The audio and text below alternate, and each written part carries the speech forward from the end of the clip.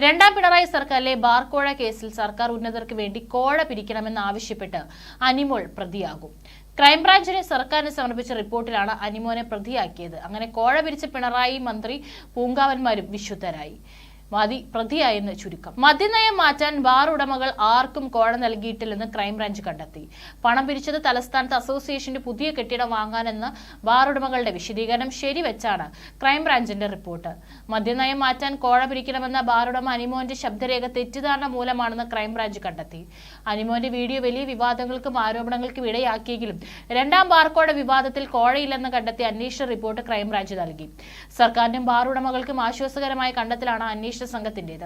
കൊച്ചിയിൽ നടന്ന ബാർ ഉടമകളുടെ എക്സിക്യൂട്ടീവ് കമ്മിറ്റി യോഗത്തിനിടെയാണ് ഇടുക്കി ജില്ലാ പ്രസിഡന്റ് അനിമോൻ നയം മാറ്റാനായി പണം പിരിക്കണമെന്നാവശ്യപ്പെട്ട് ബാർ ഉടമകളുടെ ഗ്രൂപ്പിൽ ശബ്ദരേഖയിട്ടത്. ഇതാണ് വിനയായത്. ശബ്ദരേഖ പുറത്തു വന്നതിന് പിന്നാലെ ബാർ കോഴയിലെ ഗൂഢാലോചന അന്വേഷിക്കണമെന്നാവശ്യപ്പെട്ട് എക്സൈസ് മന്ത്രി എം. രാജേഷ് പരാതി നൽകിയത്.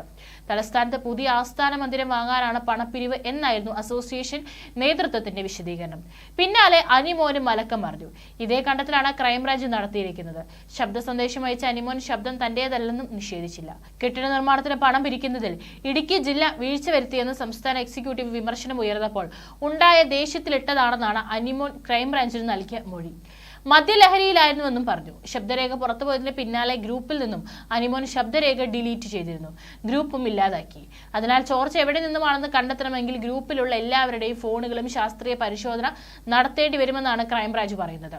ബാർ ഉടമകൾക്കിടയിൽ അഭിപ്രായ വ്യത്യാസം നിലനിൽക്കുന്നുണ്ടെന്നും അതാണ് ശബ്ദരേഖ ചോർച്ചയ്ക്ക് കാരണമെന്നും ക്രൈംബ്രാഞ്ച് പറയുന്നു. മദ്യനയ മാറ്റത്തിന് പണപ്പിരിവ് നടത്തിയതായ അസോസിയേഷൻ അംഗങ്ങളായ ബാർ ഉടമകൾ മൊഴി നൽകിയതുമില്ല. ബാങ്ക് അക്കൗണ്ടുകളുടെ പരിശോധനയിൽ അസ്വാഭാവികമായി ഒന്നും കണ്ടെത്തിയിട്ടില്ലെന്നും ക്രൈംബ്രാഞ്ച് കണ്ടെത്തൽ. മുൻമന്ത്രി തിരുവഞ്ചൂർ രാധാകൃഷ്ണന്റെ മകൻ അർജുൻ രാധാകൃഷ്ണൻ ഉപയോഗിക്കുന്ന നമ്പർ ബാർ ഉടമകളുടെ ഗ്രൂപ്പിൽ കണ്ടെത്തിയിരുന്നു. അർജുനെയും അന്വേഷണ സംഘം ചോദ്യം ചെയ്തിരുന്നു. പരിശോധനയിൽ ആ നമ്പർ ഉപയോഗിക്കുന്നത് അർജുന്റെ ഭാര്യ മാതാവാണെന്ന് അറിഞ്ഞു.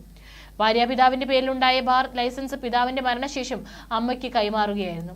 കഴിഞ്ഞ സർക്കാരിന്റെ കാലത്ത് KM മാണി പ്രതിയായ ബാർകോഴ കേസ് ആ സർക്കാരിന്റെ തന്നെ അന്തകരായി. KM മാണി കേസിൽ പ്രതിയാവുകയും സ്ഥാനഭ്രഷ്ടനാവുകയും ചെയ്തു. ഇതാണ് CPMന്റെ മനക്കരുത്ത് ഒത്തൊരുമ.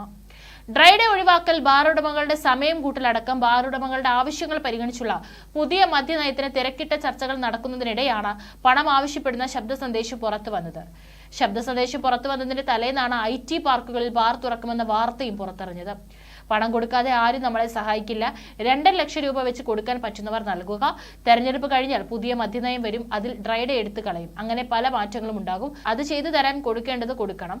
ഇടുക്കി ജില്ലയിൽ നിന്ന് ഒരു ഹോട്ടൽ മാത്രമാണ് 2.5 ലക്ഷം നൽകിയത്. ചിലർ വ്യക്തിപരമായി പണം നൽകിയിട്ടുണ്ടെന്നും ഇടുക്കി ജില്ലാ പ്രസിഡന്റ് ശബ്ദ സന്ദേശത്തിലുണ്ട്. പണം നൽകി ഇടുക്കിയിലെ ഒരു ബാർ ഹോട്ടലിന്റെ പേരും ഇടുക്കി ജില്ലാ പ്രസിഡന്റ് വെളിപ്പെടുത്തുന്നു. ബാർ ഉടമകളുടെ സംഘടനയുടെ എക്സിക്യൂട്ടീവ് യോഗം കൊച്ചിയിൽ ചേർന്നിരുന്നു. യോഗസ്ഥലത്ത് നിന്നാണ് ശബ്ദ സന്ദേശം അയക്കുന്നതെന്നും അനിമോൻ പറയുന്നുണ്ട്. ഇടുക്കിയിൽ നിന്നും സംഘടനയിൽ അംഗമായവരുടെ വാട്സ്ആപ്പ് ഗ്രൂപ്പിലേക്കാണ് ശബ്ദ സന്ദേശം എത്തിയത്. പിന്നീട് സന്ദേശം ഡിലീറ്റ് ചെയ്തു. ശബ്ദരേഖ നിഷേധിക്കാതെ പരിശോധിക്കണമെന്ന് പറഞ്ഞ് അനിമോൻ ഒഴിഞ്ഞുമാറി. കൊച്ചിയിൽ ബാർ ഉടമകളുടെ യോഗം നടന്നുവെന്ന് സംബന്ധിച്ച് സംസ്ഥാന പ്രസിഡന്റ് V. സുനിൽകുമാർ പക്ഷേ പണപ്പിരിവിന് നിർദ്ദേശം നൽകിയിട്ടില്ലെന്നാണ് പ്രതികരിച്ചത്. സുനിൽകുമാർ CPMന്റെ സ്വന്തം പഴയ ആളാണ്. തിരുവനന്തപുരത്തെ മദ്യ ഹോട്ടൽ വ്യാപാരിയാണ് അദ്ദേഹം. UDF കാലത്ത് ബാർ കോഴ പ്രതിപക്ഷമായ LDF വൻതോതിൽ ഉയർത്തിയിരുന്നു. ഇന്ന് ഇടത് ഭരണകാലത്തെ മദ്യനയമാറ്റ സമയത്താണ് വീണ്ടും കോഴ ചർച്ചയാകുന്നത്.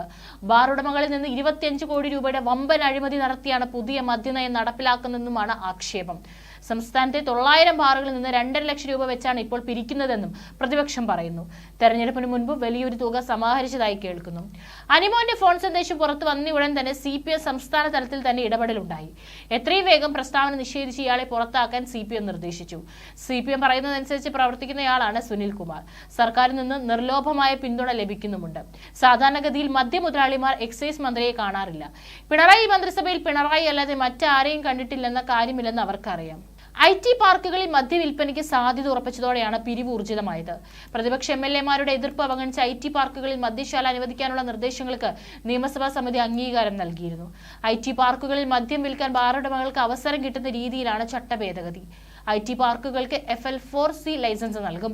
ലൈസൻസ് ഫീസ് 20 ലക്ഷമായിരിക്കും. പ്രവർത്തന സമയം രാവിലെ 11 മുതൽ രാത്രി 11 വരെയാണ്. IT പാർക്ക് നേരിട്ടോ പ്രൊമോട്ടർ പറയുന്ന കമ്പനിക്കോ നടത്തിപ്പ് നൽകും. രണ്ടാം പിണറായി സർക്കാരിന്റെ കാലത്താണ് എക്സൈസ് മന്ത്രി ചട്ടഭേദഗതി നിയമസഭയിൽ അവതരിപ്പിച്ചത്. ഈ ചട്ടഭേദഗതി കാണിച്ചപ്പോൾ നിയമസഭാ സമിതിയുടെ അംഗീകാരം ലഭിച്ചിരിക്കുന്നത്. മദ്യവിൽപ്പനയുടെ ചുമതല IT പാർക്ക് അധികൃതർക്ക് മാത്രം നൽകണമെന്നായിരുന്നു എക്സൈസ് കമ്മീഷണറുടെ ആദ്യ ശുപാർശ. പക്ഷേ നിയമസഭാ സബ്ജക്ട് കമ്മിറ്റി ഇതിൽ ഭേദഗതി കൊണ്ടുവന്നു. നേരത്തെ മദ്യനയത്തിൽ കാതലായ പൊളിച്ചെഴുത്തിന് സർക്കാർ തയ്യാറായിരുന്നു. പഞ്ചനക്ഷത്ര ഹോട്ടലുകളിൽ കള്ള് വിൽക്കാനും റെസ്റ്റോറന്റുകളിൽ വൈൻ വിൽക്കാനും ഒക്കെ അനുവാദം നൽകാൻ സർക്കാർ ആലോചിക്കുന്നുണ്ട്. കേരളത്തിലെ പാർലമെന്റ് ഇലക്ഷനിൽ CPM-നെ സഹായിച്ചത് വൻകിട മദ്യ മുതലാളിമാരാണെന്നാണ് ആരോപണം. വീര്യം കുറഞ്ഞ മദ്യം വിപണിയിൽ എത്തിക്കാൻ വൻകിട മദ്യ കമ്പനികളും രംഗത്തെത്തി കഴിഞ്ഞു. ഇതാണ് സർക്കാരിന്റെ പുതിയ പദ്ധതി. വീര്യം കുറഞ്ഞ മദ്യത്തിന് നികുതി ഇളവ് സംബന്ധിച്ച നിർദ്ദേശങ്ങളുമായി ബക്കാടി കമ്പനി സർക്കാരിനെ സമീപിച്ചു. നിലവിൽ കേസിന് 400 രൂപയ്ക്ക് മുകളിലുള്ള മദ്യത്തിന് 251% നികുതി. അതിന് താഴെ വിലയുള്ള മദ്യത്തിന് 245%. കേരളത്തിൽ വിൽക്കപ്പെടുന്ന ഭൂരിഭാഗം ബ്രാൻഡ് മദ്യത്തിന് 400 മുകളിലാണ് വില. 42.86% സംസ്ഥാനത്ത് പുറത്തിറങ്ങുന്ന മദ്യത്തിലുള്ള ആൽക്കഹോളിന്റെ അളവ്. ഇത് 20% കുറയ്ക്കുമ്പോൾ നികുതിയും കുറയ്ക്കണമെന്നാണ് ഉൽപാദകരുടെ ആവശ്യം. എക്സൈസ് വകുപ്പിൽ അഴിമതിയുടെ പടക്കം പൊട്ടിക്കാൻ ഒരാൾ വേണമായിരുന്നു.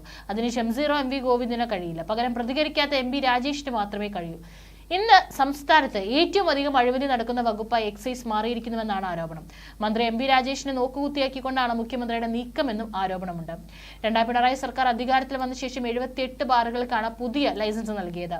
MV ഗോവിന്ദൻ എക്സൈസ് മന്ത്രി സ്ഥാനമൊഴിഞ്ഞ ശേഷം 10 മാസത്തിനിടെയാണ് ഇതിൽ 60 ബാറുകൾക്ക് ലൈസൻസ് നൽകിയത്. MV ഗോവിന്ദൻ എക്സൈസിൽ തുടർന്നിരുന്നെങ്കിൽ ഇത്രയധികം ബാറുകൾ അനുവദിക്കാൻ അദ്ദേഹം സമ്മതിക്കുമായിരുന്നില്ല. പിണറായി പറയുന്നതെല്ലാം കണ്ണടച്ച് അംഗീകരിക്കാൻ അദ്ദേഹം തയ്യാറായിരുന്നില്ല. പാർട്ടിയുടെ താൽപര്യങ്ങൾ പോലും പലപ്പോഴും MV ഗോവിന്ദൻ അംഗീകരിച്ചു കൊടുക്കാറുണ്ടായിരുന്നില്ല. MP രാജേഷ് മന്ത്രിയായ ശേഷം വർദ്ധിച്ച ബാർ ലൈസൻസ് ഫീസ് 2 മാസമായിട്ട് സർക്കാർ വാങ്ങിയിട്ടില്ല. 30 ലക്ഷത്തിൽ നിന്ന് 35 ലക്ഷമാക്കി ലൈസൻസ് ഫീസ് ഉയർത്തി ജൂലൈ 27-നാണ് മദ്യനയം പ്രഖ്യാപിച്ചത്. 777 ബാറുകളിൽ നിന്നായി 38.85 കോടി രൂപ ലഭിക്കാനുണ്ടായിട്ടും ഈ തുക വാങ്ങിയെടുക്കാൻ സർക്കാരിന് ഉത്സാഹമില്ല. ഫീസ് വർദ്ധിപ്പിച്ചുള്ള ചട്ടഭേദഗതി ആയില്ല എന്നതാണ് ഔദ്യോഗിക വിശദീകരണം. മാസങ്ങളോളം ഫയൽ മുഖ്യമന്ത്രിയുടെ ഓഫീസിലിരുന്ന ശേഷമാണ് ഫീസ് 35 ലക്ഷമാക്കി ഉയർത്തി കഴിഞ്ഞ ജൂലൈ അവസാനം നയം പ്രഖ്യാപിച്ചത്. ഇതിന് പാർട്ടിയുടെ അംഗീകാരമുണ്ടായിരുന്നു. കൂട്ടിയ ഫീസ് അടയ്ക്കാൻ സാവകാശം ആവശ്യപ്പെട്ടു. ബാർ ഉടമകളുടെ സംഘടന സർക്കാരിനെ സമീപിച്ചിരുന്നു. വെറുതെ ഫീസ് ഉയർത്തിയെങ്കിലും തുക സർക്കാർ ഖജനാവിൽ എത്തിയിട്ടില്ല. ചട്ടഭേദഗതി ആവശ്യമുണ്ടെങ്കിൽ അടിയന്തരമായി വേണമെന്ന മദ്യനയത്തിൽ തന്നെ നിർദ്ദേശിച്ചിട്ടും ചട്ടം തയ്യാറാക്കിയില്ല. ഫീസ് ഈടാക്കാത്തതിൽ ധനവകുപ്പ് മന്ത്രി ബാലഗോപാലും അതൃപ്തിയിലായി. സർക്കാരിന്റെ കയ്യിലാണെങ്കിൽ 5 പൈസയില്ല. ഒരു തരത്തിലും നികുതി പിരിക്കാൻ കഴിയാത്ത സാഹചര്യമാണ് നിലവിലുള്ളത്. സാധാരണ നികുതികൾ പോലും പിരിച്ചെടുക്കാറില്ല. ഈ സാഹചര്യത്തിൽ നികുതി ഊർജിതമായി പിരിക്കാൻ ധനമന്ത്രി പലവട്ടം നിർദ്ദേശം നൽകിയതാണ്. എന്നാൽ ഫലമുണ്ടായില്ല. തോന്നിയ മട്ടിൽ ബാറുകൾ അനുവദിക്കുന്നുവെന്ന ആക്ഷേപം സർക്കാരിന് മേലുണ്ട്. ഇതിനിടയിലാണ് ബാർ കോഴ ആരോപണം ഒതുക്കിയത്.